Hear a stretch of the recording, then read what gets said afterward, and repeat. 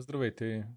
А, Ще направя един кратък одит на сайта, за да мога да разберете, да видите това, което аз виждам от страна на SEO и да мога все пак да ви обясня горе-долу какво би трябвало да се направи и в случай, че вие имате интерес, вече да говорим по-нататък. Значи сайта сам по себе си изглежда супер като визуализация и така нататък, но той не е направен за да има SEO правилната структура и съответно накратко това, което вие виждате и аз виждам в момента е това, което гугълския бот вижда и решава дали да направи сайта да го вдигне в ранкинга, са две коренно различни неща. И започваме от първото нещо, което е заглавията. Има заглавия от 1 до 6, които са едни от най-важните неща, които Google гледа, но в случая те не са направени и т.е. този елемент, който в момента съществува тук, не е H1 и съответно, за накратко, ако бота влезе, той гледа мета описанието, метадатата, след това гледа H-ките, след това гледа вътрешните линкове и най-накрая гледа реално текста, който е съдържанието. Ако отидем на един конкретен продукт, тук имаме нали, продукта RT Radiance и отново ако го цъкнем, ние ще видим, че всъщност имаме заглавие, което е мета заглавието, нямаме мета описания. Тук нали, има правила как това цялото нещо и задължина и така нататък. Това отговаря.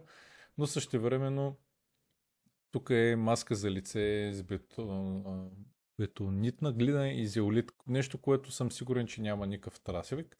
Но нали, аз съм ги изкарал, ако погледнем за трафика, детоксикираща маска за лице има 10 търсения в месеца. Тоест, ако в мета описанието използваме това и това цялото е H1, а не е просто структурен елемент, защото ето тук трябва да излезе H1, в момента не излиза, т.е. това е или div или параграф.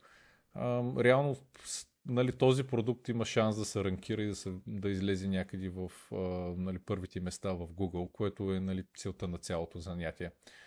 Оттам нататък нали, сайта като структура го разгледахме. Има според мен винаги някакви плагини и неща, които могат да бъдат махнати, защото които са излишни. И другото, което е хостинга. Хостинга в момента ви е в Германия, което означава, че сайта се забавя, тъй като реално, нали, ако вие търсите в България нещо от сайта, т.е. цъкнем някоя друга страница, отидем примерно на продукти, то реално заявката отива от България през сателитите в Германия, за да изтегли цялата тази информация, която е снимката, текста и се връща обратно. И това води до едно забавяне, което по принцип много лесно може да се оправи. Ако хостинга ви има сървъри в България или нали, може да се смени хостинга, но това нали, на по-късен етап. Оттам нататък, тук където навсякъде има текстове, те трябва да бъдат с линкови свързани към всички останали категории или ако може да си го представите, това трябва да стане като едно дърво с линкове и по този начин, когато бота влезе, той вижда заглавието, което ясно му каза какво е. Снимките трябва да имат аутописание, тъй като нали, гугълския алгоритъм той вижда имидж. Той вижда файл и ако вие или ние не му обясним какво има реално на снимката, той няма никаква представа какво представлява тя. Съответно, от тук трябва да има нали, линковите. Това е много готино, че тук го има телефона, което повечето ни правят.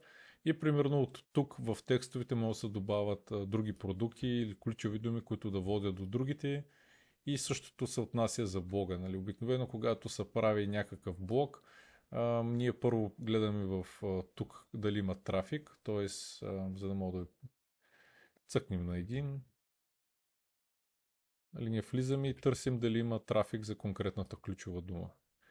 Ето в момента има конкретна ключова дума, т.е. има трафик, 10 човека търсят точно това, което е статията за, най-вероятно.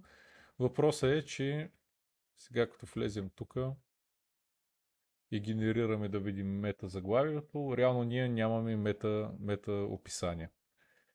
Заглавието е окей, в принцип може да се добави още нещо, тъй като е до 520 пиксела дължината, но като цяло, нали, ако нали, специално за статията това е окей, но тук нали, първо няма линкове достатъчно, вътрешни и външни и съответно нали, това цялото нещо може да се подобри. И по принцип блоговете се пишат за да се разширява сайта, за да става по-тежък. Колкото повече страници има, толкова по-тежък става сайта, т.е. шанса да се ранкира по-нагоре, и както с статиите, така и с продуктите става по-голям и така нататък, и така нататък.